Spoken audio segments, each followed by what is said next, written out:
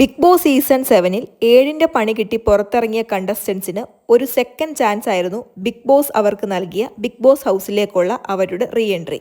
അത് 100-ൽ 150% വേണ്ട പോലെ ഉപയോഗിച്ച ഒരേ ഒരു കണ്ടസ്റ്റന്റേ ഉണ്ടായിരുന്നുള്ളൂ, അത് മസ്താനിയാണ്.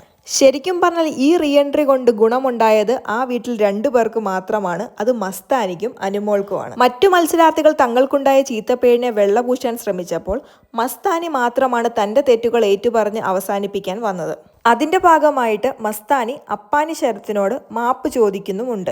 തനിക്കൊരു വീഴ്ച വന്നപ്പോൾ എല്ലാവരും തന്നെ കൈയൊഴിഞ്ഞതായും ഇപ്പോൾ തന്റെ കൂടെ ആരുമില്ലെന്നും പറഞ്ഞ് മസ്താനി കരയുന്നുണ്ടായിരുന്നു. റീ എൻട്രിയുടെ സമയത്ത് ഹൗസിനുള്ളിൽ മസ്താനിക്ക് നേരെ ആക്രോശിച്ചു വന്ന ബിൻസിയുമായി കൊമ്പ് കോർക്കാതെ തണുത്ത പ്രതികരണം നടത്തിയ മസ്താനിയെ പ്രേക്ഷകർ കൂടുതൽ പിന്തുണച്ചു. ബിഗ് ബോസ് ഹൗസിൽ നിന്നും പുറത്തിറങ്ങി ആദ്യമായി മസ്താനി പ്രതികരിച്ചത് ഇങ്ങനെയായിരുന്നു.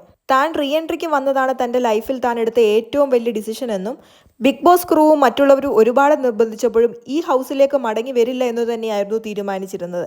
ലാസ്റ്റ് മൊമെന്റിൽ ഫ്ലൈറ്റ് മിസ്സായപ്പോഴും പോകണ്ട എന്ന് തന്നെ ചിന്തിച്ചു. ഹൗസിൽ കയറുന്നതിന് തൊട്ടു മുമ്പും നല്ല ടെൻഷൻ ഉണ്ടായിരുന്നു.